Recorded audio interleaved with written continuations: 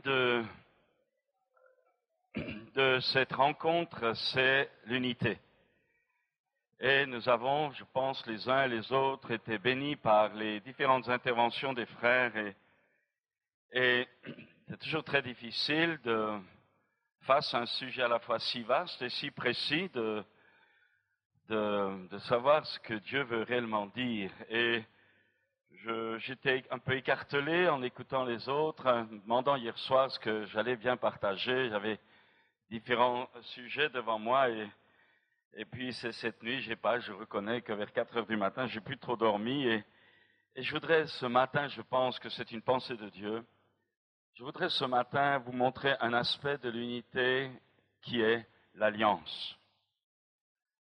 Vivre l'unité, c'est accepter de recevoir de la part de Dieu, c'est accepter d'entrer dans notre part et de demeurer dans un esprit d'alliance. Extrêmement important, nous vivons une civilisation, nous vivons une génération où les gens ne s'engagent plus.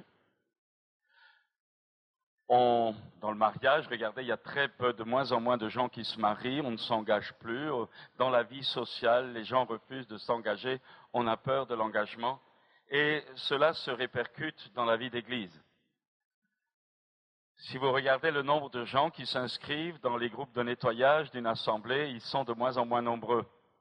Je ne parle pas pour vous, vous êtes les meilleurs. Quand vous prenez le nombre de candidats pour les colonies pendant les temps de vacances, vous en avez de moins en moins. Quand vous prenez les visites auprès des personnes âgées, quand vous prenez le soin, réparer des chambres, replâtrer des appartements pour des personnes seules, il y en a de moins en moins. Tout le monde chante, tout le monde loue, mais l'engagement pratique est en sérieux danger. Et j'aimerais ce matin vous parler d'alliance, un sujet je pense que vous connaissez, mais que dans différentes facettes que le Saint-Esprit dans lesquelles le Saint-Esprit va nous conduire, j'aimerais que l'Esprit de Dieu, demander à l'Esprit de Dieu de nous ouvrir les oreilles, de nous ouvrir les yeux. Vous savez, nous sommes gavés de prédications, nous sommes gavés de cassettes, nous sommes gavés de vidéos, nous sommes gavés de livres. Une chose est claire, les statistiques montrent que les chrétiens ne connaissent plus leur Bible. On va me dire, c'est pas vrai. Si, c'est vrai, c'est constaté. On connaît des extraits, on connaît des thèmes, mais on n'a plus la lecture systématique de la parole de Dieu, des temps pris dans la méditation de Dieu. On vient à l'église pour être béni, alors que la véritable vie chrétienne spirituelle, c'est le foyer, la source de la bénédiction, c'est à la maison, dans mon culte personnel. Et quand je viens à l'église, ce n'est pas pour être béni, mais c'est pour apporter la bénédiction de Dieu aux autres. Alors on a renversé tout cela. Il y a toute une confusion, on n'a jamais eu autant de moyens, il n'y a jamais eu autant de possibilités. Et vous savez, je suis responsable d'une mission, je dirais qu'on n'a jamais vu autant de chrétiens aussi faibles. Pourtant, nous le savons, Dieu va, c'est sûr, je le crois, la visitation de Dieu est en route, quelles que soient un petit peu nos lacunes encore, mais j'aimerais dire ce matin que nous avons besoin, non pas tellement de comprendre, parce qu'intellectuellement nous savons beaucoup de choses, mais nous avons besoin d'une révélation vivante, d'une révélation surnaturelle. Nous avons besoin que la parole de Dieu ne soit pas simplement un enseignement, mais nous avons besoin que nos yeux s'ouvrent, que nos oreilles s'ouvrent, que nos cœurs s'ouvrent. Nous avons besoin de cet esprit de révélation qui seul communique la vie. Ce n'est pas en comprenant la parole de Dieu qu'on reçoit la vie, c'est quand on en reçoit la révélation vivante. Et c'est sur ce terrain-là que je compte un peu ce matin sur le Saint-Esprit pour que les uns les autres, avec tout ce qui va encore être dit par nos frères, nous puissions, en repartant d'ici, non pas dire qu'on a passé un bon moment, mais je vais être franc avec vous, pour qu'on se mette au boulot et qu'on gagne des âmes. Parce que ça, la vocation du chrétien, gagner des âmes. Alors, j'aimerais voir d'abord, c'est un peu le temps de la vérité, est-ce que vous êtes venus avec votre pistolet, bazooka ou épée, la parole de Dieu? Levez-la un petit peu pour que je voie si oui ou non vous êtes venus en dilettante ou en... Alors agitez-la bien là, que je vérifie. Alors les autres, il y a une librairie, hein? Et puis réalisez bien, Alors j'aimerais que vous l'ouvriez, que vous preniez dans Genèse 15, un texte qui est aussi bien connu, Genèse 15. Je vous rappelle que le livre de la Genèse, c'est le premier livre de la Bible, chapitre 15, verset 1er. Après ces événements, la parole de l'Éternel fut adressée à Abraham dans une vision, et il dit, « Abraham, ne crains point, je suis ton bouclier, et ta récompense sera très grande. » Abraham répondit, « Seigneur éternel, que me donneras-tu? Je m'en vais sans enfant, et l'héritier de ma maison, c'est Eliezer de Damas. » Et Abraham dit, « Voici, tu ne m'as pas donné de postérité, et celui qui est né dans ma maison sera mon héritier. » Alors la parole de l'Éternel lui fut adressée ainsi, « Ce n'est pas lui qui sera ton héritier, mais c'est celui qui sortira de tes entrailles qui sera ton héritier. » Et après l'avoir conduit dehors, il dit, « Regarde vers le ciel et compte les étoiles si tu peux les compter. » Et il lui dit, « Telle sera ta postérité. » Abraham eut confiance en l'Éternel qui le lui imputa à justice. L'Éternel lui dit encore, « Je suis l'Éternel qui t'a fait sortir d'Our en Chaldée pour te donner en possession ce pays. » Abraham répondit, « Seigneur éternel, à quoi reconnaîtrai-je que je le posséderai? » Et l'Éternel lui dit, « Prends une génisse de 3 ans, une chèvre de 3 ans, un bélier de 3 ans, une tourterelle et une jeune colombe. » Abraham prit tous ces animaux, les coupa par le milieu, et mit chaque morceau l'un vis-à-vis de l'autre. Mais il ne partagea point les oiseaux. Les oiseaux de proie s'abattirent sur les cadavres, et Abraham les chassa. Au coucher du soleil, un profond sommeil tomba sur Abraham. Et voici une frayeur et une grande obscurité vinrent l'assaillir. Et l'Éternel dit à Abraham, « Sache que tes descendants seront étrangers dans un pays qui ne sera pas eux. Ils y seront asservis, on les opprimera pendant 400 ans. Mais je jugerai la nation à laquelle ils seront asservis, et ils sortiront ensuite avec de grandes richesses. Toi, tu iras en paix vers tes pères, tu seras enterré après une heureuse vieillesse. À la 4e génération, ils reviendront ici, car l'iniquité des Amoréens n'est pas encore à son comble. » Quand le soleil fut couché, il y eut une obscurité profonde, et voici, ce fut une fournaise fumante, et des flammes passèrent entre les animaux partagés. En ce jour-là, l'Éternel fit alliance avec Abraham et dit, « Je donnerai ce pays à ta postérité depuis le fleuve d'Égypte jusqu'au grand fleuve, au fleuve d'Euphrate, le pays des Kéniens, des Kénésiens, des Cadmoniens, des Étiens, des Phérésiens, des Réphaïm, des Amoréens, des Cananéens, des Girgasiens et des Jébusiens. » Dans la Bible, on voit toute une série d'alliances. Je voudrais simplement rappeler rapidement, parce que je vais survoler pendant un temps au départ pour que tous puissent bien vraiment suivre ensuite après. Je voudrais vous dire que dans le langage, dans l'image sémitique, dans la culture de la Bible et du Moyen-Orient, on ne concluait pas une alliance, on ne signait pas une alliance, on coupait une alliance. Une alliance bérite, coupée karat bérite. On coupait une alliance, ça veut dire qu'il y avait toujours un sacrifice qui était offert, il y avait toujours une entaille, il y avait toujours du sang qui coulait. On ne pouvait concevoir la notion d'alliance sans le sang, parce que le sang représentait la vie, et c'était l'engagement d'une vie quand on contractait une alliance. C'était quelque chose d'extrêmement sérieux, et dans la Bible, vous retrouvez cela déjà dans le jardin d'Éden, quand Dieu fait son alliance après la chute, il revêt Adam et Ève d'une peau d'animal, le sang là aussi déjà coulé. Vous le retrouvez lorsque Dieu fait alliance avec Noé, avec aussi certains signes comme l'arc-en-ciel qui accompagnait cette alliance. Vous le retrouvez également là dans cette alliance que nous allons revoir dans quelques instants, qui est celle qui va avoir des répercussions jusqu'à la fin de nos générations, avec comme promesse, ta descendance sera comme le sable, promesse et descendance naturelle, Israël, comme la multitude des étoiles dans le ciel, descendance spirituelle qui est l'Église. Vous avez encore l'alliance du mont Sinaï, le jour de la Pentecôte, avec les 10 commandements. Je vous rappelle que pour nous, chrétiens, la Pentecôte, ce n'est plus le feu de Dieu qui descend sur une montagne, ce n'est plus les lois qui sont inscrites sur des tables de pierre, mais le jour de la Pentecôte, l'Esprit de Dieu est descendu et inscrit les lois de Dieu dans nos cœurs à partir de ce jour-là. Donc, c'est donc une alliance qui a été faite avec Moïse.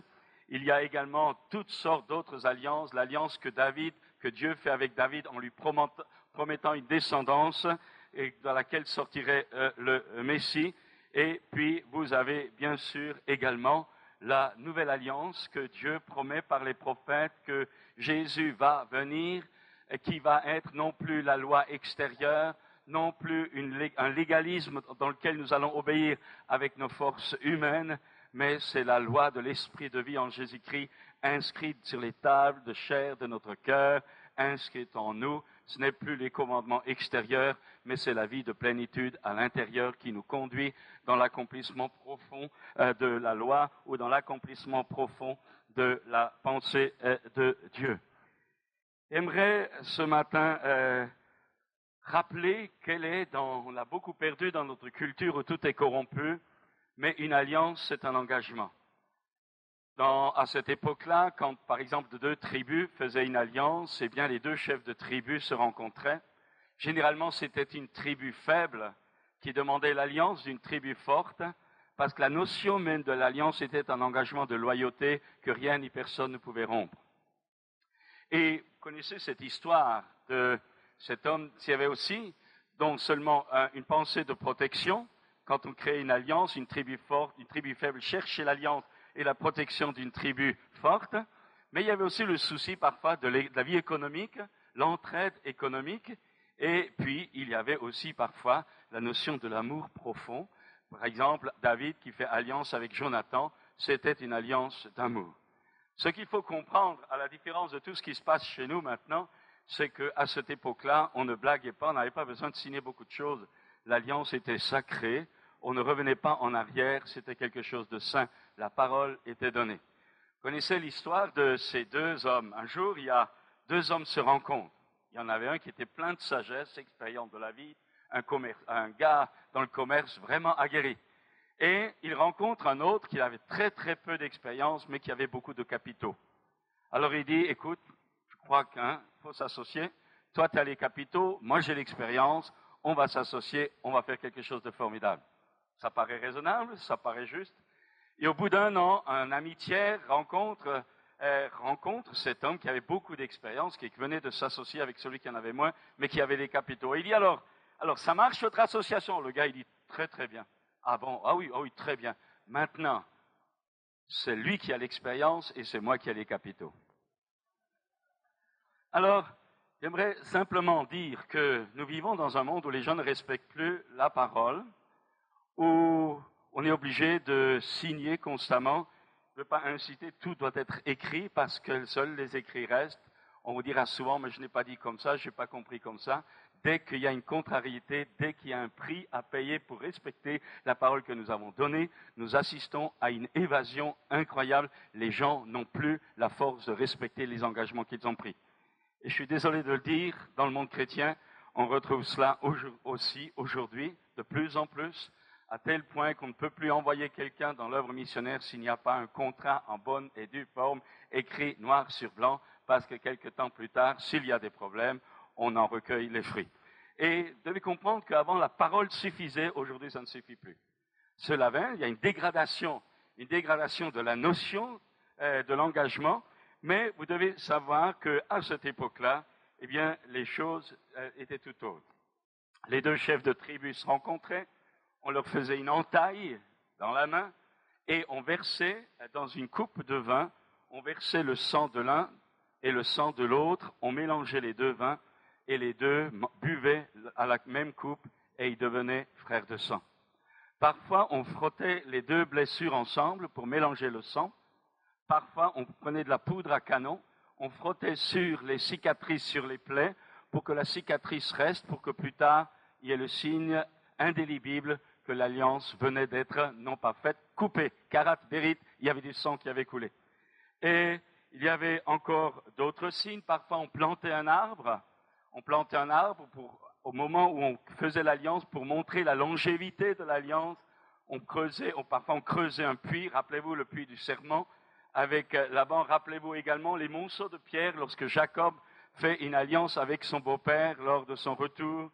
Et parfois on aspergeait du sel pour montrer la pureté des intentions quand on établissait l'alliance. Et enfin, parfois, on mangeait la viande, c'était un repas d'alliance, on mangeait le sacrifice qui venait d'être offert.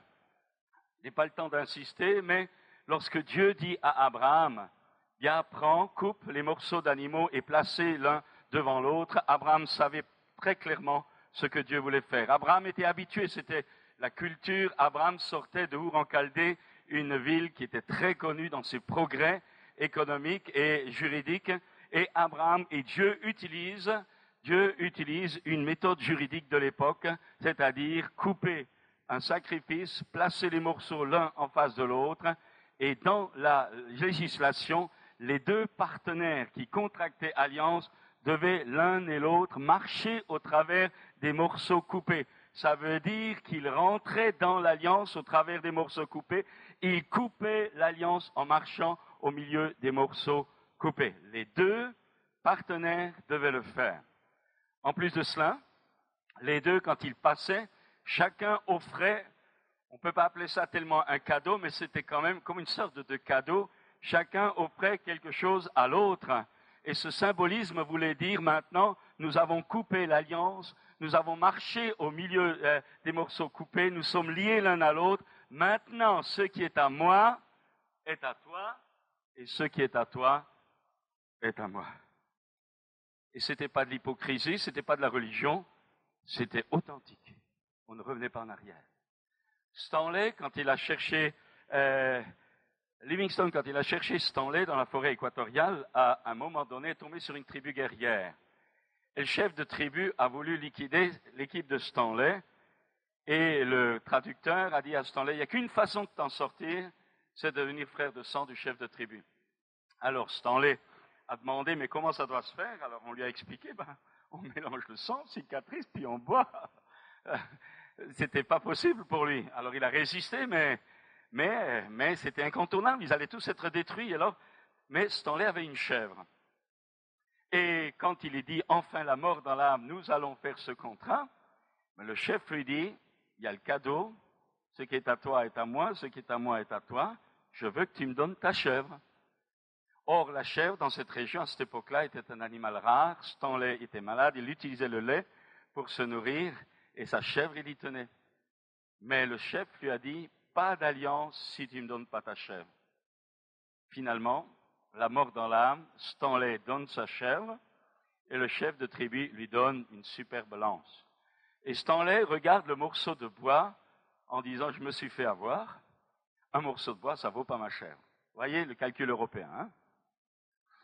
Et alors qu'il se promène avec son morceau de bâton, là, à droite, à gauche, tout à coup, il réalise que tous ceux qu'il rencontrait, qu'il voyait avec sa lance à la main, se prosternaient devant lui et se mettaient à son service. Et là, il a réalisé que le chef, au travers de cette lance, lui avait remis le gouvernement, l'autorité de toute la tribu.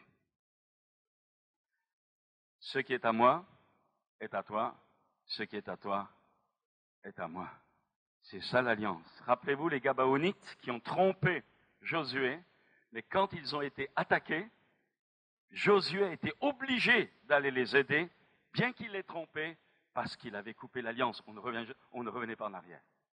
Il y avait les parents, la famille devaient maudire, devaient détruire, devaient faire mourir celui ou celle qui blasphémait ou qui détruisait ou qui reniait l'alliance. On ne revenait pas en arrière. C'est quelque chose d'extrêmement important. Alors, je reviens au sacrifice d'Abraham. Donc, Abraham, dans sa culture, était tout à fait au clair. Mais là, il s'est passé quelque chose qui ne correspondait pas à la réalité juridique. C'est qu'au moment où Abraham est là et que les morceaux de viande, les morceaux d'animaux sont coupés, il y a une flamme de feu qui passe entre les morceaux coupés. C'est Dieu, au travers d'une flamme de feu, qui passe entre les morceaux. Mais vous remarquerez dans le récit que ce qui n'était pas normal, c'est que Abraham, lui, ne va pas passer entre les morceaux coupés. Il devait, lui, également, dans la loi juridique de l'époque, il aurait dû, lui aussi, passer au travers des morceaux. Il y avait engagement mutuel. Mais là, dans cette circonstance-là, Dieu ne lui demande pas cela. C'est Dieu qui, unilatéralement, s'engage envers Abraham. Il ne demande rien à Abraham.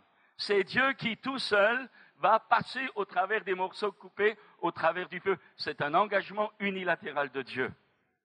Je veux dire quelque chose maintenant. La seule part d'Abraham, c'était oser croire à l'engagement unilatéral de Dieu. C'est pour cette raison que la Bible dit que Dieu lui compta sa foi à justice. C'est simplement sa foi dans l'engagement de Dieu qui a rendu juste, ou qui a rendu exécutoire l'engagement que Dieu a pris à ce moment-là.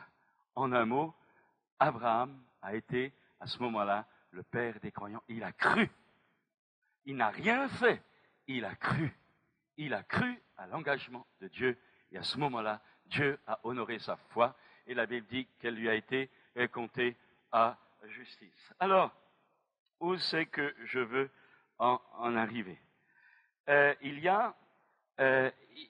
On va aller un petit peu plus loin. Ce cérémonial ce cérémonial un peu changé va avoir des conséquences incroyables. C'est qu'on voit dans la suite du récit que non seulement Dieu va promettre une descendance à Abraham, mais il va lui changer le nom. Et il va y avoir également la circoncision. Circoncision, donc, une marque physique indélébile, également où on ne pouvait plus revenir en arrière, le prépuce de l'homme qui est touché. Et Dieu va donner ce signe de la circoncision à Abraham et à sa descendance comme signe de l'alliance. Un signe visible devant les autres, devant toutes les nations de cette alliance qui venait d'être faite.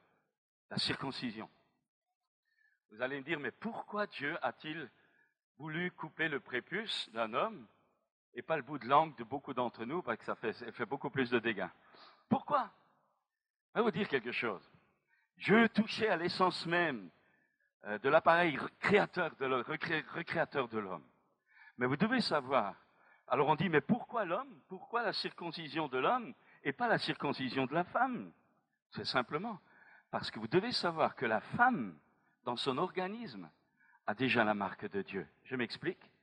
La première relation sexuelle qu'une femme a, lorsque l'hymen est coupé, le sang coule. Parce qu'aux yeux de Dieu, la relation sexuelle est en principe le principe du mariage, de l'alliance. La relation sexuelle, ce n'est pas la fornication que tout le monde fait, mais c'est un engagement de l'un envers l'autre dans les liens du mariage. Quand il y a une relation sexuelle, selon la pensée de Dieu, il y a en réalité alliance. C'est pour cette raison que la Bible interdit la relation sexuelle en dehors des liens du mariage. Parce qu'il y a alliance. Et quand il y a alliance, frères et sœurs, quand il y a alliance, il y a partage. Et j'aimerais dire, jeune homme, si tu couches avec une fille qui n'est pas ton épouse, si tu ne te tiens pas propre avant ton mariage, jeune fille, j'aimerais te dire que si tu couches avec un garçon et que tu ne tiens pas propre avant ton mariage, en un mot, si tu as une relation sexuelle en dehors du lien du mariage, non seulement tu fais une fausse alliance, mais tu fais une alliance en dehors des normes de Dieu.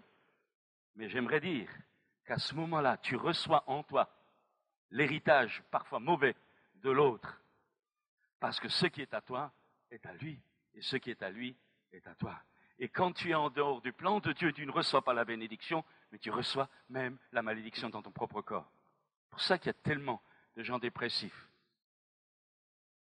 L'alliance engagée, mais l'alliance ouvre également la porte à des communications. Ce n'est pas simplement une notion de péché, c'est une notion de communication quand c'est fait en Dieu. C'est la communication du bien. Quand c'est en dehors de Dieu, c'est une malédiction qui vient. Et je voudrais vous dire, je le disais hier, on peut demander pardon à Dieu pour les péchés que nous avons commis. Notre foi dans le sang peut nous pardonner.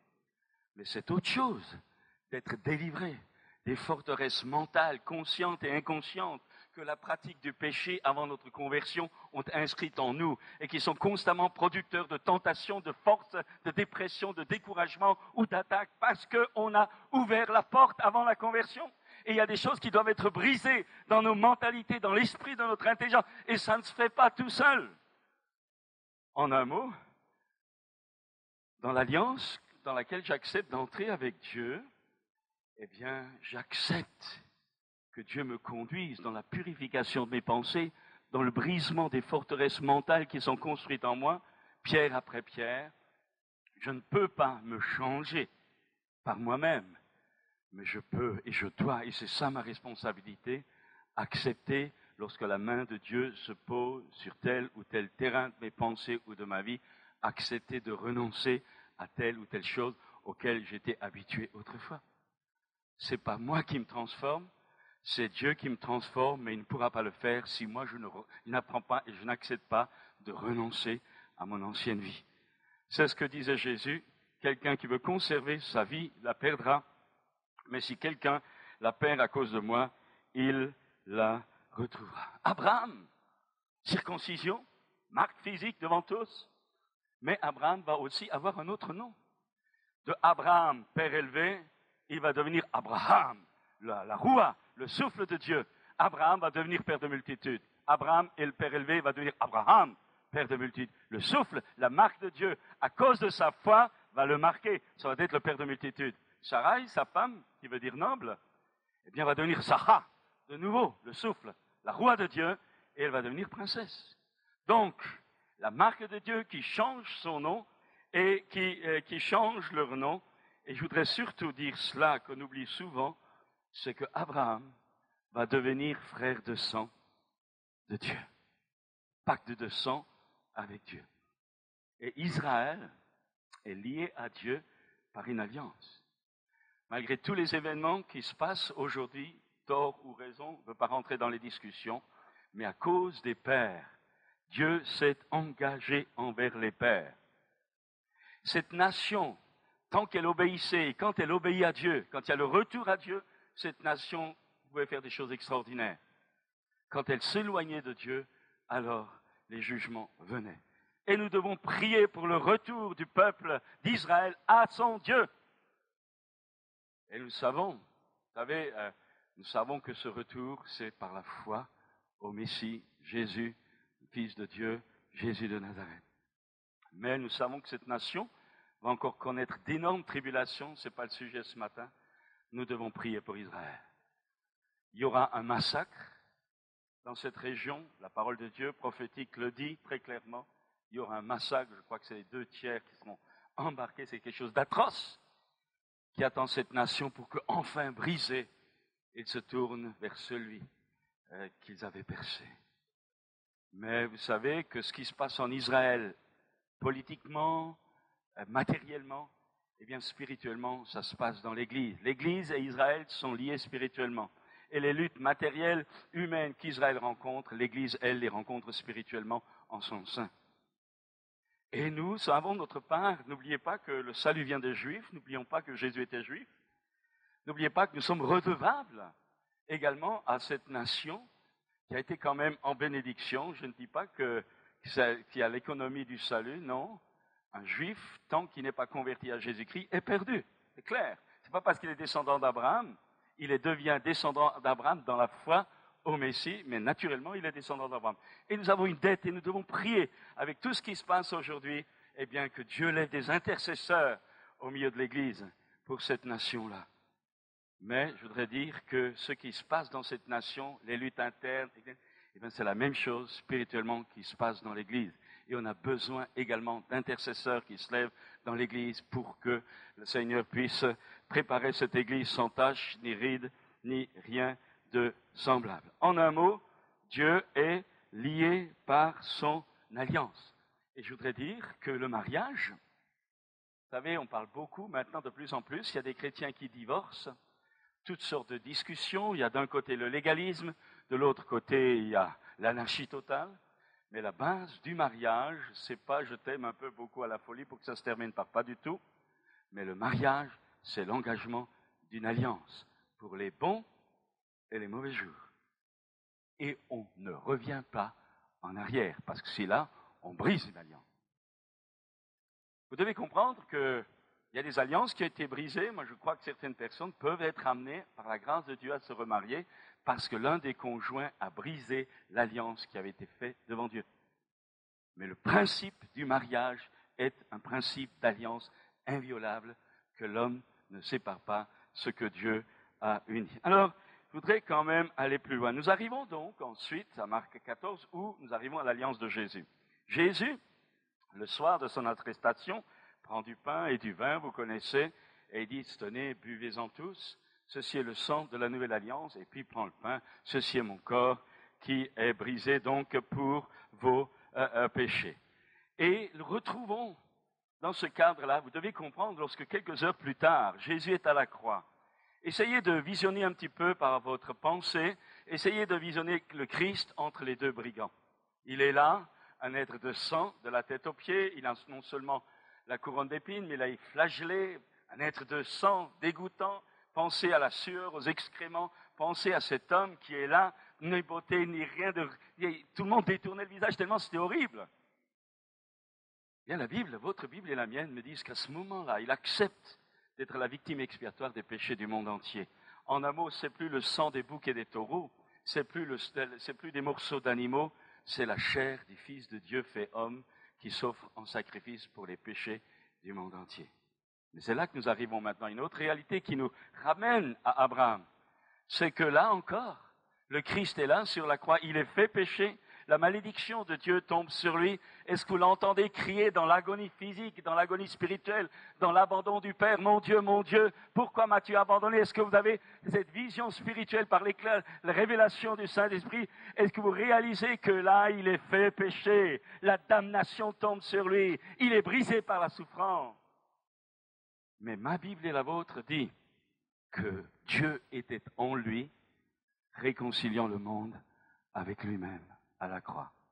Et là encore, au sacrifice de la croix, comme pour Abraham, Dieu ne demande rien à Abraham, Dieu n'a rien demandé à Abraham, Dieu ne te demande pas de faire quelque chose pour ton salut, mais Dieu, comme pour Abraham, te demande de croire à l'engagement unilatéral qu'il prend à la croix au travers de la chair et du sang de son Fils pour toi. C'est la nouvelle alliance par le sang précieux de Christ. C'est par la foi dans cette alliance que Dieu te propose que tu es sauvé. Tu n'as rien à faire. Tu n'as pas assez d'argent pour payer le pardon de tes péchés. Tu n'as rien à faire pour t'améliorer, tu ne peux pas. Mais comme pour Abraham, Abraham n'est pas passé entre les morceaux, et toi tu ne peux pas passer dans la chair du Christ. Il est à la croix, il est mort une fois pour toutes. Mais le salut, c'est quoi? C'est oser croire à l'engagement, à l'alliance que Dieu a fait il y a 2000 ans avec chaque être humain, comme avec l'humanité tout entière. Jésus est le seul nom qui a été donné parmi les hommes par lesquels nous devions être sauvés. Donc ce matin, si tu n'appartiens pas encore au Christ, il ne s'agit pas de faire un appel d'argent, tu ne peux pas payer. Mais ce matin, tu dois simplement venir tel que tu es, reconnaître que tu as besoin de la grâce de Dieu et apporter ta vie ainsi en dépôt, faire confiance à celui qui t'a tant aimé, qu'il a donné son propre Fils à la croix pour toi. Rien à faire. Croire, et alors ta foi sera comptée à justice. Vous êtes toujours là, agitez la main pour voir si vous n'êtes pas en train de penser à votre beefsteak. Bon, ça va. Je continue parce que je voudrais construire, vous allez voir où je vais en arriver. Et là encore, dans la nouvelle alliance avec Jésus, il y a la circoncision, plus maintenant la circoncision physique, mais il y a la circoncision du cœur. Non plus fait avec la main d'un homme, mais par la main même de Dieu, par l'Esprit de Dieu. Et là encore, il y a changement de nom. Dieu te donne un nom nouveau, ce nom qui a été connu dès avant la fondation du monde. Dieu te donne, te communique cette identité qu'il a conçue pour toi avant que tu existas, avant que l'univers existât. Je crois à la préconnaissance de Dieu qui entraîne une prédestination. Mais tu reçois un nom nouveau. Et à ce moment-là, ce nom nouveau, c'est comme une semence de vie, va grandir de jour en jour par ta marche, par ta relation, pour arriver à la pleine stature de Christ. Et ton nom nouveau, dans l'éternité, sera une fraction de la partie du Christ, sera une fraction du Christ, et les uns les autres, par nos noms, nous complétant les uns les autres par la communion de vie, eh bien nous serons le royaume, l'Église, l'épouse de celui qui revient bientôt. Alors, je voudrais encore continuer parce que je place ces choses peut-être pour les nouveaux chrétiens qui sont parmi nous, mais j'aimerais dire que là aussi, j'ai dit tout à l'heure qu'on mangeait, dans l'Ancien Testament, on mangeait la chair, on mangeait le sang. Bien tout à l'heure, nous allons prendre la Sainte Seine. Et Jésus a dit, si vous ne mangez pas ma chair, si vous ne buvez pas mon sang, on s'intègre. C'est pas faire du cannibalisme, c'est simplement s'intégrer, pénétrer, vivre, rentrer dans la réalité au travers du pain et du vin, qui reste du pain et qui reste du vin. C'est entrer dans la réalité spirituelle du corps qui est brisé de Jésus pour nous et du sang de Jésus qui est versé pour nous. Et au travers de ce pain et ce vin, ma foi alors entre en communion avec le corps et le sang, non seulement brisé, mais ressuscité et vivant. Et il y a là de nouveau une communication de vie. Car l'alliance de Dieu est une alliance vivante de vie et de communication. Et là encore, je deviens frère de sang avec Jésus. Je fais vite encore. Dans la première épître aux Corinthiens, quand la Sainte Seine est présentée, eh bien, l'apôtre Paul dit que nous qui participons, je vais vous le lire, dans 1 Corinthiens 10, il est question de participer à un même pain pour former un seul corps. Je vais vous le lire.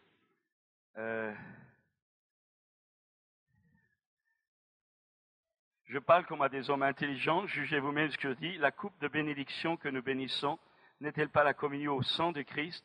Le pain que nous rompons n'est-il pas la communion au corps de Christ?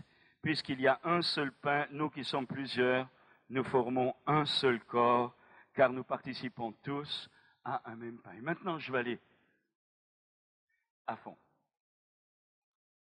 Quand tu prends la Sainte Seine, mon frère, quand tu prends la Sainte Seine, ma sœur, tu as beau être sentimental, Seigneur, je t'aime, Seigneur, je t'aime, Seigneur, je t'aime, tu es mort pour moi, tu as versé ton sang. C'est bien. Mais ma Bible et ta Bible te disent que lorsque tu prends la Sainte Seine, tu rentres en communion avec le corps et le sang de Christ.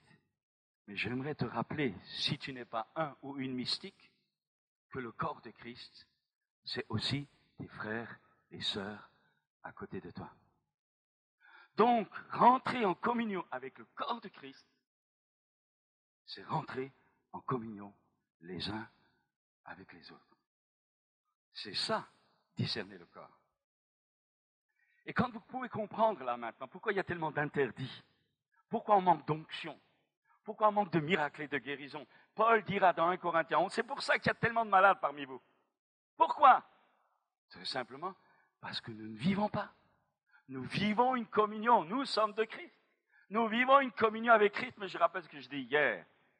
Une véritable communion, une véritable relation, un véritable engagement avec le Christ se concrétise par un engagement envers des hommes, envers mes sœurs, envers mes frères, dans l'église locale et là où le Seigneur me conduit. Le reste, c'est de la religion, c'est du mysticisme, c'est planer à 15 000 et c'est rater la vision céleste que Dieu a prévue pour moi. Alors, où c'est que je vais en arriver? Eh bien, c'est simple. Nous ne sommes pas seulement, par le sang de la croix, par notre foi, dans le sang de la croix, nous ne sommes pas seulement frères de sang de Jésus. Écoutez-moi bien maintenant, parce que ça devient sérieux. Parce que tout à l'heure, tu vas peut-être prendre une bénédiction incroyable, mais tu peux récolter une malédiction. Mais ma Bible et la vôtre disent également que nous devenons frères de sang les uns envers les autres. Frères de sang, par le sang de la nouvelle alliance, nous devenons frères de sang les uns envers les autres. Et discerner le corps de Christ, c'est pas avoir seulement une pensée mystique pour le Christ qui est là-haut. C'est facile, tout le monde peut le faire, ça. Mais c'est discerner le Christ là-haut qui s'est incarné dans mes frères et sœurs à côté de toi. Dans ton église locale, dans ta famille d'abord, dans ta famille spirituelle locale, et ensuite là où Dieu peut te conduire. Alors, tout à l'heure, vous avez dit, frère, sœur, je suis honoré d'avoir un tel voisin à côté de moi. Est-ce que c'est encore le cas?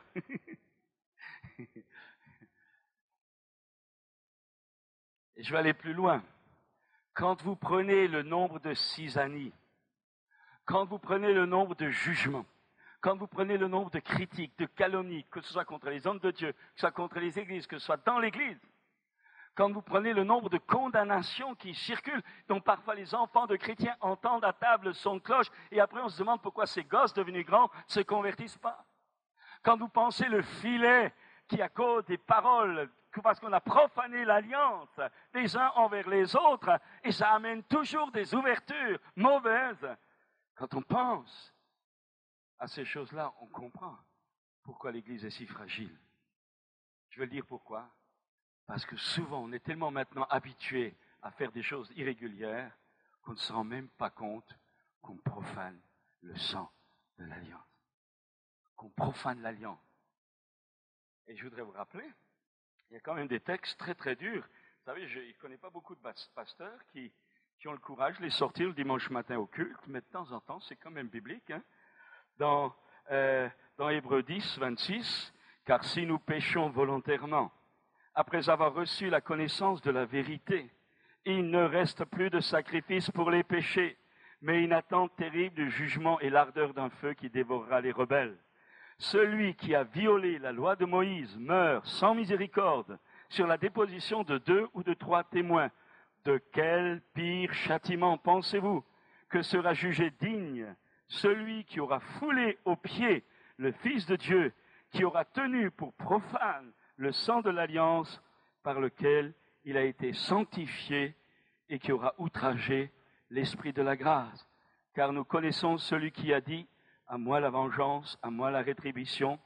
Et encore, écoutez bien ça, on est loin, excusez-moi, du truc de l'eau de rose qu'on entend souvent, mais encore, le Seigneur jugera son peuple. C'est une chose terrible que de tomber entre les mains du Dieu vivant. Je veux dire quelque chose, je crois que nous, les serviteurs de Dieu, nous sommes souvent légers, alors que la Bible dit très clairement que nous serons jugés beaucoup plus sévèrement. Parce que c'est facile de prêcher du haut d'une estrade, d'en mettre plein la vue dans son église.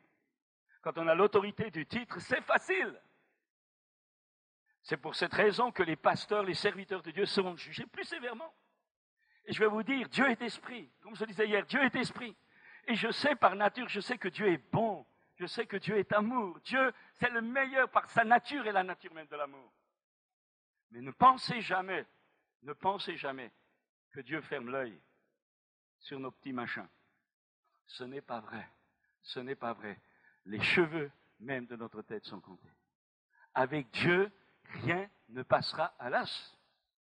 Et je voudrais dire que dans votre vie comme dans la mienne, tout ce qui n'aura pas été amené à un moment donné à l'autre, dans la révélation du Saint-Esprit, mais aussi dans l'obéissance, dans l'acceptation de la vérité, tout ce qui n'aura pas été amené à la purification par une réelle repentance, pas la repentance de 2 minutes et on recommence 5 minutes après, mais la réelle repentance qui déchire son cœur, qui pleure devant Dieu jusqu'à ce qu'il nous aide à nous transformer, tout ce qui n'aura pas passé par la repentance, nous le retrouverons devant le tribunal de Dieu.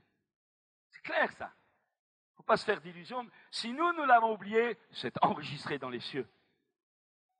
Alors il vaut mieux régler les choses maintenant, hein, parce que la Bible dit que c'est quelque chose de terrible que de tomber entre les mains du Dieu vivant.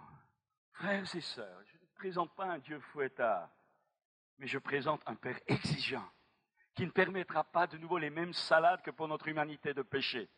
Dieu n'est pas fou, il ne va pas recommencer à pourrir l'éternité avec des gars et des filles qui ne veulent pas changer, qui veulent apporter dans l'éternité leur vie de péché. Non, il refuse, toutes choses seront faites nouvelles, ça sera terminé. Dieu est exigeant, il sait de quoi nous sommes formés, je vais y arriver, et vous allez comprendre que le salut est accessible, mais la vision est accessible pour chacun d'entre nous. Alors j'en arrive à notre alliance, c'est après la résurrection, Jésus qui, après la pêche, vous savez, met du poisson sur l'eau devant le lac, au bord du lac, et il dit à Simon-Pierre, qui l'avait trahi, et il dit, Simon, fils de Jonas, m'aimes-tu? Pas une fois, pas 2 fois, 3 fois. Pierre l'avait renié 3 fois, il fallait qu'il boive. Pourquoi? Parce que Dieu est maso? Non, parce qu'il fallait que la forteresse qui s'était installée en pierre soit brisée pierre par pierre. Et Jésus va lui dire, Simon, fils de Jonas. Alors le texte grec est très simple. Jésus dit, Simon, fils de Jonas, agapémé, ça veut dire tu m'aimes pour moi, au point de penser qu'à moi, donner ta vie pour moi. L'amour divin, qui ne pense qu'aux autres, c'est instinctif. Je t'aime, c'est pas pour prendre, je t'aime parce que même si je donne ma vie, c'est ce que Pierre a dit, si tous te lâchent, moi je te lâcherai pas. Et Jésus dit, agapémé.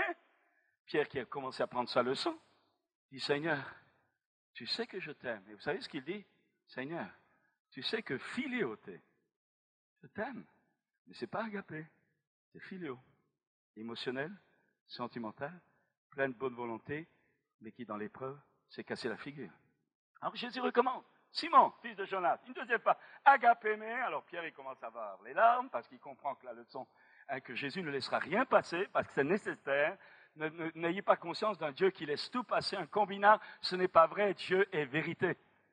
Alors, eh bien, Jésus redit, Simon, agapémé. Pierre commence à pleurer. Philioté. Comprends qu'il ne peut pas plus que philéo. Alors maintenant, Jésus, la troisième fois, le grec change. Il dit, Simon, fils de Jonas, philéomé. Même ça, Jésus dit, tu n'as pas été capable. Et alors, qu'est-ce qu'il dit Pierre? Et c'est ça que j'aimerais placer devant vous. Pierre dit la seule réponse que vous et moi nous devons faire quand on s'est cassé la figure, quand on a été incapable de respecter l'alliance, quand on a profané l'alliance, quand on n'a peut-être pas tenu parole, quand on a en un mot fait des choses qui ont piétiné l'alliance. Pierre dit une seule chose. Et ça va lui sauver la vie, ça va lui sauver son ministère. Il ne va pas se cacher, il ne va pas fuir, il ne va pas discutailler, il ne va pas essayer de manipuler Jésus avec des larmes de crocodile. Il dit simplement une chose, Seigneur, tu sais toutes choses, je t'aime. C'est ce que Jésus voulait, t'aimer. À un moment donné, mon frère, ma soeur, tu t'en fiches du philéo agapé. La seule chose qui va compter, qui va te permettre d'aller plus loin dans tes défaillances, dans tes erreurs, dans tes lacunes, dans tes péchés, c'est dire, Seigneur, il n'y a pas grand-chose devant moi, mais il y a une chose qu'il faut que tu saches. Je t'aime. Je t'aime. Je t'aime. Et tant que tu auras de l'amour pour le Seigneur, il aura la puissance de garder ton dépôt, de te faire avancer, de te faire grandir, même si en cours de route, tu as des chutes, vous savez, pente-côte, c'est de la pente et c'est la côte. Eh bien, même si parfois tu as des problèmes monstres, mais chaque fois tu es invité à revenir, dire Seigneur, je t'aime. C'est ce que Job a dit, me tuerai, j'espérerai encore en lui. Le travail de la persévérance, le travail de l'amour. Et c'est ça la marque de la nouvelle naissance. Dieu ne tient pas d'abord une comptabilité dans le sens pour t'avoir, Dieu veut ton cœur, mon fils, ma fille, donne-moi ton cœur. Et un homme de Dieu, une femme de Dieu, c'est quelqu'un qui est marqué, circoncision du cœur. Son cœur a été changé, il a la marque de Dieu. C'est visible par son amour pour le Seigneur, malgré ses défaillances, malgré ses ratés, malgré parfois encore bien des problèmes dans sa vie. Alors, je dirais ceci, lui dire que je l'aime, et il va m'aider, je terminerai maintenant par ça. Frères et sœurs, dans la parole de Dieu, nous avons des promesses. Dieu s'est engagé, à cause de son alliance en Jésus, à nous bénir matériellement, à nous bénir spirituellement, à nous bénir physiquement, à nous bénir familialement, à nous bénir économiquement. Paul écrira, Jean écrira, je souhaite que tu prospères à tous égards. Mon Dieu, nous le savons, à la croix, Jésus a porté vos langueurs, Jésus a porté vos maladies, Jésus a porté vos faiblesses, Jésus a porté votre pauvreté, Jésus a porté vos craintes, Jésus a porté vos péchés, il a tout porté, vos souffrances. Ça veut dire que légalement, vous et moi, nous n'avons plus à les porter, parce que lui les a portés. Quelqu'un les a portés à notre place, quelqu'un a payé à notre place. Alors c'est là que je vais en arriver encore pour terminer. Mais la réalité de la vie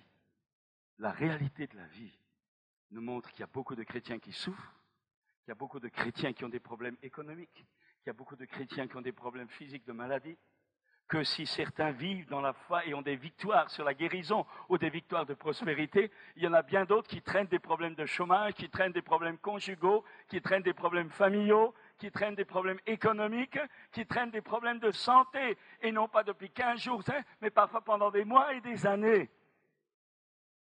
Pourquoi? Je pense que tout homme ou toute femme intelligente, à un moment donné, doit se poser la question. D'un côté, la Bible nous montre que légalement tout a été accompli pour que je sois libre et heureux. Et de l'autre côté, la réalité de la vie me montre qu'il y a quand même un autre langage parfois aussi. Et vous retrouvez cela dans la Bible. L'Épître aux Hébreux, chapitre 11, nous parle de ceux qui fermèrent la gueule des lions, tout le monde en veut. Qui éteignirent la puissance du feu, tout le monde en veut. Qui vainquirent des armées étrangères, tout le monde en veut. Guérir de leur maladie, tout le monde en veut. Mais la deuxième partie du chapitre 11 dit, d'autres, dénués de tout, errants, ça et là, sciés, torturés, eux dont le monde n'était pas ligne, vivant dans les antres dans les cavernes de la terre. Écoutez bien ce que dit la Bible, votre Bible comme la mienne. Eux qui n'ont pas obtenu ce qui leur avait été promis. Et j'en arrive maintenant, toujours dans le cadre de l'Alliance, à vous poser la question. Ce Dieu d'Alliance, qui s'est engagé, qui a promis, est-ce que c'est un homme qui ment? Est-ce qu'il ment comme un homme? Ou est-ce que sa parole est véridique? Est-ce que je peux compter sur ce Dieu alors que les réalités de la vie me montrent parfois apparemment l'inverse? Alors je veux dire quelque chose, que nous chrétiens, dans la vision de l'unité, nous devons retrouver absolument. Mon frère pasteur, collègue, mon frère diacre, ma sœur diaconesse, mon frère chrétien de telle ou telle église, je vais te dire ce qu'il faut qu'on retrouve maintenant. Arrêtons de vouloir faire un nom à notre église. Arrêtons de travailler pour notre église d'abord. Attention, je suis un homme d'église locale. Arrêtons de travailler pour notre ministère, pour épanouir notre ministère. Arrêtons de travailler pour faire des progrès, pour qu'on ait des résultats, etc. Je vais vous dire ce que je veux montrer par là.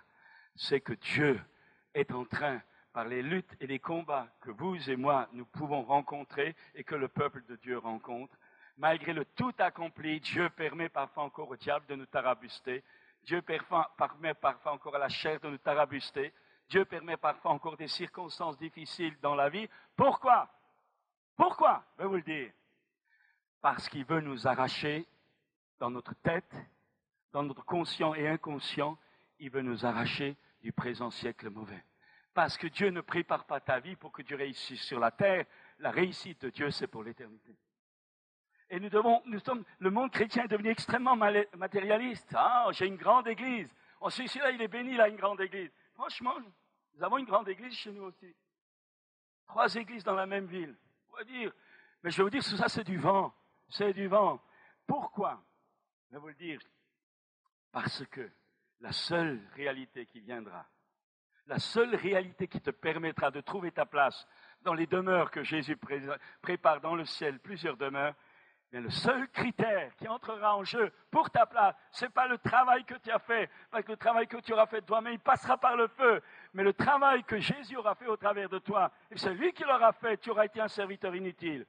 Mais le critère de ta place dans l'éternité, c'est la capacité à laquelle tu seras parvenu de la nature d'amour de Dieu. Parce que là-haut, il n'y aura plus de péché, là-haut, il n'y aura plus de larmes, là-haut, il n'y aura plus de souffrance. La foi disparaîtra, nos guérisons divines disparaîtront, notre punch évangélique disparaîtra. La seule chose qui restera, c'est l'amour. Et pas n'importe quel amour, pas l'amour émotionnel humain, l'amour agapé de Dieu, c'est-à-dire la nature même de Dieu. Alors, qu'est-ce que je veux dire par là? Que je ne crois pas à la guérison divine? Si. Que je ne crois pas à la bénédiction matérielle de Dieu? Si. Mais ce n'est pas le but de ma recherche. La raison de ma vie, c'est aimer Christ, c'est vivre pour lui, c'est m'attacher à lui, et c'est de sa part parler aux autres, annoncer l'évangile aux autres. C'est pas me gargariser pour être un chrétien qui est tellement plein de lui-même. Non, je me donne à Christ. C'est pour lui, Christ est ma vie, et la mort est un gain. En un mot, je suis décentré de moi. Je vis pour lui. Je crois dans ses promesses. Je crois dans ses bénédictions. Je crois à son alliance. Mais, c'est bien ça. Si ma persévérance à attendre pendant des mois, parfois même des années, une guérison qui ne vient pas, si ma persévérance en comptant sur lui comme Job qui a dit me tuerait, j'espérais encore en lui, eh bien ce n'est pas parce qu'il ne va pas me répondre maintenant que je vais tout lâcher. Parce que je sais que tôt ou tard, même si c'est en l'éternité, il me répondra parce qu'il est mon frère de sang. Mais, je voudrais dire cela encore. Cette patience, cette ténacité à compter sur ses promesses. Je ne les lâche pas. Les promesses de Dieu, je les serre dans mon cœur. Mais je suis comme les 3 compagnons de Daniel qui ont dit à Nebuchadnezzar, écoute, on ne sait pas si Dieu nous délivrera, mais ce qui est sûr, c'est qu'on ne se prosternera pas devant ton machin là. On ne se prosterne pas. Si Dieu vient, d'accord. S'il ne vient pas, on ne se prosternera pas quand même. Ils étaient prêts à affronter la mort. Alors, frères et sœurs, l'alliance avec Dieu, l'unité profonde, c'est cette capacité de tenir ferme avec le Seigneur, et puis je me dis, de tenir ferme les uns avec les autres. Frères de sang, quand tu bois la coupe, tu rappelles l'alliance qui a été coupée à la croix du Calvaire.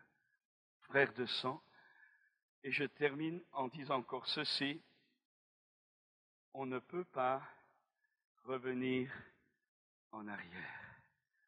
Parce que, je le rappelle, si Dieu permet parfois que ton frère de sang te marche sur les pieds, si Dieu permet parfois que toi tu marches sur les pieds de ta sœur de sang, si les circonstances parfois révèlent des trahisons, des manques de fidélité, comme je le disais hier, ce qui compte, c'est pas ce que l'autre a fait. Ce qui compte, c'est que toi, tu restes ferme et fidèle à l'alliance que tu as coupée par ta foi dans le sang de Jésus. Ce qui compte, c'est ton comportement face aux réalités des autres. C'est très facile de rendre les coups à l'autre. C'est beaucoup plus difficile de rendre de l'amour à la place. Et dans ta vie, comme dans la mienne, que tu sois serviteur de Dieu, servante de Dieu, que tu sois mari, femme, enfant, parent, travailleur, scolaire, ou tout ce que vous voulez, dans ta vie, dans la mienne, Dieu se permettra. Dieu se permettra, il permettra que tu sois touché dans ta foi, dans le terrain des relations. Non pas pour que tu envoies promener, tu changes d'église comme tu changes de cravate, mais au lieu de critiquer, parce que tu as compris la valeur du sang de l'alliance, parce que tu as coupé alliance, parce que c'est tes frères et sœurs de sang, eh bien là, tu vas prier pour la faiblesse de l'autre. Tu vas intercéder pour l'autre. Tu n'exerceras pas un ministère de condamnation, tu exerceras un ministère de réconciliation par la prière. Et tu laisseras le reste à Dieu qui saura comment faire. Vous êtes toujours là, agitez la main pour voir si vous êtes toujours là. Alors, il y aurait beaucoup de choses, mais ce que j'ai voulu souligner, dans cette alliance, il n'y a pas seulement les promesses de Dieu pour ta bénédiction, il n'y a pas seulement le salut, dans cette alliance, il y a également la transformation de ton caractère par les autres. Parce que toi et moi, nous avons des zones d'ombre dans notre vie que nous ne voyons pas. Il y a des défauts que nous ne voyons pas. Et le premier laboratoire de la transformation, c'est le mariage. Parce que, vous savez, si avant vous êtes mariés les yeux fermés, votre femme va vous les ouvrir. Ou votre mari. C'est le premier laboratoire. Et l'église locale est quelque chose de biblique. Pourquoi? Parce que c'est le deuxième laboratoire où nous apprenons à nous supporter, à nous pardonner, à nous réconcilier, à nous porter les uns les autres. C'est facile de condamner l'autre, mais Dieu ne veut pas faire de toi un condamnateur. Je ne sais pas si c'est français, mais Dieu veut faire de toi un homme ou une femme rempli de l'amour agapé, qui inconsciemment, que ce n'est plus un légalisme, c'est le résultat du travail de la souffrance, du travail de la patience, du travail de la persévérance. À un moment donné, tu vas aimer ton pire ennemi sans effort. Pourquoi? Parce que tu auras été brisé par la souffrance. Jésus lui-même a été brisé par la souffrance dans son humanité pour pouvoir pleinement à la fois nous comprendre et nous aider. Alors on arrive à la Sainte Seine que notre frère va introduire.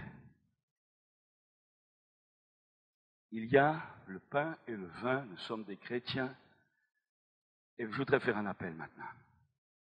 S'il y a parmi nous quelqu'un qui jusqu'à ce jour n'a jamais réellement donné sa vie à Christ, pas Seigneur je t'aime, entrez dans l'alliance. Ce qui est à moi est à toi, ce qui est à toi est à moi. La religion superficielle et évangélique, vous la mettez au panier. Du vrai, du concret, parce que ce que vous voudrez garder, vous ne l'emporterez pas. Du vrai, Seigneur. Ce matin, je te donne ma vie. Je veux vivre quelque chose d'authentique. D'abord avec toi, et puis ensuite avec mes frères et avec mes sœurs. Premier appel, entrez dans cette alliance que Dieu vous offre au travers du sang, offre à votre foi au travers du sang de Jésus. Mon fils, ma fille, donne-moi ton cœur, dit Dieu. Jésus a dit, venez à moi, vous qui êtes fatigués et chargés, et je vous donnerai du repos. Deuxième appel, pour ceux qui sont rentrés dans cette alliance, mais qui sont devenus comme une boussole folle, veux-tu ce matin renouveler l'alliance? Renouveler cette alliance que tu as prise un jour par ton baptême, ou à l'occasion de ton baptême, ou dans d'autres circonstances. Rappelle-toi le premier amour, rappelle-toi l'amour de ta jeunesse spirituelle, où tu fonçais, rien n'était trop dur, tu ne calculais pas, tu avais le feu de Dieu en toi. Veux-tu ce matin renouveler cette alliance, demander à l'Esprit de Dieu de remettre les choses à jour? Et puis, veux-tu renouveler cette alliance, rétablir cette alliance avec les frères et les sœurs, déjà qui sont là? Quand on prend la Sainte Seine, on la prend avec ceux qui sont là. Mais peut-être que tout à l'heure, il faudra prendre le téléphone. Peut-être que dans quelques jours, il faudra faire une visite à l'un, à l'autre, de ceux qui ne sont pas là, et dire, je veux remettre de l'ordre dans l'alliance de la relation avec mes frères et sœurs de sang. Je veux demander pardon, je veux m'humilier, et je vais vous donner une clé qui est imparable. Il n'y a rien de plus tragique pour quelqu'un qui est le coupable de lui dire que vous lui demandez pardon. Là, il n'est pas préparé à ça, il déconnecte. Mais faites-le. Si ton frère a péché, va, bougeons, écrivons, téléphonons, mais surtout, commençons là, au travers de ce moment de la Sainte Seine, qui n'est pas seulement une commémoration, qui est une communion, qui est une relation avec le Christ qui est venu habiter en nous, mais je vous rappelle qu'il y a également une relation vivante les uns avec les autres. Alors ce matin, on vous propose une petite modification. Au lieu de d'abord distribuer le pain, eh bien, on va d'abord distribuer la coupe, les petites coupes. Vous allez boire, mais ensuite, et je laisse ce texte, ensuite, il y aura ici, le frère vous montrera comment faire, il y aura ici des paniers de pain. Des paniers de pain où il y aura une affiche ou un mot. Sur ce panier, un de ces mots sera le panier de la grâce, l'autre sera le panier du pardon, le troisième sera le panier de la guérison, le quatrième sera le panier de l'acceptation parce que j'ai été rejeté, maintenant c'est le panier de l'acceptation, le cinquième panier c'est le panier de la consécration et le sixième le panier de la sanctification. Le psaume 23 dit, je vais vous le dire, l'Éternel est mon berger, je ne manquerai de rien. Il me fait reposer dans de verts pâturages, il dirige vers des eaux paisibles, il restaure mon âme, il me conduit dans les sentiers de la justice à cause de. Écoutez bien ça, tu dresses devant moi une table en face de mes adversaires, tu induis ma tête et ma coupe déborde. Mon frère, ma sœur, la coupe de vin va circuler. Les frères vont la distribuer. Mais dans un deuxième temps, alors, je vais te demander autre chose. Ne sois pas trop bibliciste, légaliste, parce qu'on fait passer le vin avant le pain. C'est à cause des contingences matérielles. Mais la signification est toujours la même. Le vin va circuler. Vous allez le prendre à votre place. Des frères vont venir ici. Mais ensuite, écoutez bien ça. Ensuite, je veux dire qu'on vous a dressé de la part de Dieu une table. Une table avec plein de mets gras et succulents. Et on va vous inviter à vous lever, à venir vers ces corbeilles où il y a du pain, qui reste du pain. Mais là, votre foi va vous nourrir. Et si ce matin, vous réalisez que vous avez besoin, dans un domaine de votre vie, de la grâce de Dieu, alors vous allez vous lever tranquillement dans un esprit de prière. On ne va pas bavarder les uns les autres, on parle à Dieu maintenant. Pendant que la chorale va peut-être chanter des chants d'adoration, mais dans un esprit de prière et de communion. Vous allez vous lever. Si vous réalisez ce matin dans la vie de l'esprit que vous avez besoin de manger la grâce de Dieu, parce que vous êtes en difficulté, vous êtes en sentiment de condamnation, alors Seigneur, je viens et vous prenez un morceau de pain qui par votre foi vous mettra en communion pour prendre à la table de Dieu un morceau de sa grâce. Vous avez besoin de guérison? Alors vous viendrez à la corbeille de la guérison. Seigneur, tu vois, je suis malade. Je sais que ça a été accompli. Je sais que tu as tout accompli. Par tes meurtrissures, j'ai été guéri. Seigneur, je ne refuse ce mal, mais je suis là. Alors je viens manger. J'ai besoin d'être fortifié, j'ai besoin d'être guéri, j'ai besoin d'être renouvelé, j'ai besoin d'être vivifié. Alors je viens à la corbeille de la guérison et je mange par la foi. Tu réalises que tu as vécu tes rejets, qu'on t'a trahi, que tu te sens seul, que tu es seul, qu'on ne t'a pas compris, que tu t'es retrouvé blessé sur le chemin. Alors tu vas te lever et tu vas aller vers la corbeille de l'acceptation. Et dis, Seigneur, moi j'ai besoin d'un bon beefsteak maintenant. Un beefsteak qui vient de toi. Pas celui de la vache folle, hein? Un bon beefsteak. Un bon beefsteak. Seigneur, je mange parce que je crois que je suis ton enfant. Je sais que tu m'acceptes tel que je suis, même si tu as péché. Viens, tu es accepté parce que tu dis que tu l'aimes. Et parce que tu l'aimes, ça remplace toute l'injustice et il te couvrira de son amour. Alors viens manger. Et puis il y a également, bien sûr, la consécration. Si tu réalises que ta vie chrétienne est maintenant, que tu vis pour toi, ton argent c'est pour toi, ton temps libre c'est pour toi, ta vie c'est pour toi, ton foyer c'est pour toi, etc. Mais que ce matin tu réalises cette parole de l'Écriture qui dit « Vous ne vous appartenez plus à vous-même ». Mon frère, ma sœur, il y en a qui donnent la dîme et qui disent ensuite qu'ils sont tranquilles. Moi, je vais donner ma dîme.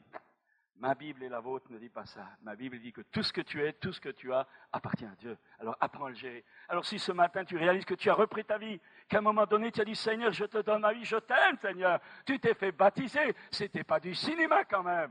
Tu t'es fait baptiser, tu as été immergé, tu es mort avec Christ, tu es ressuscité pour vivre pour lui. Et que ce matin tu réalises que tu es devenu tiède. Alors mon frère, ma sœur, avant d'être rejeté, parce que ça peut t'arriver, à un moment donné tu n'auras même plus envie de revenir.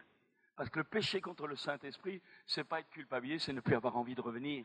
Mais si ce matin tu réalises que tu as envie de revenir, que tu n'es pas encore mort, que tu n'es pas encore rejeté, que tu n'es pas encore un sarment sec, coupé, alors ce matin viens dis Seigneur, moi je veux être renouvelé. Je veux retrouver mon premier amour, ma consécration. Je veux remettre ma vie sur l'autel. Et puis, si tu as besoin d'être pardonné, ne fuis pas, ne cherche pas des excuses.